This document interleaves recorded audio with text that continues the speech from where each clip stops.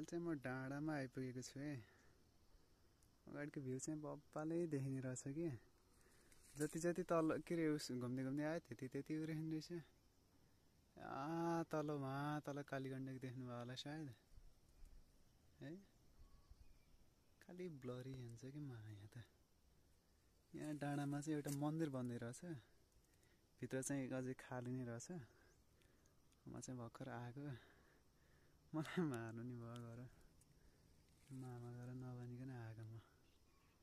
यहाँ तल चाहिँ खाल्डै छ क्या, पुरा खाल्डो। ओ त्यहाँ पर गयो त्यहाँ छ अझै, त्यहाँदेखि आएको हेर्नु। यहाँ ओफो यत्रो तल खाल्डो छ, वहाँ तल यहाँ यति ठुलो खाल्डो छ नि। ओए यत्रो भिडमा त म अहिलेसम्म आएको थिइनँ यार। त्यहाँ सेल्फी डाँडामा पनि त्यति भिड त मलाई मेसो उस भएको थिएन। यहाँ तल पुरै जङ्गलै जङ्गल छ अझै यस्तो उसमा। यहाँ देखिन्छ होला म यहाँ छु, यो खालि हल्ले गल्ले।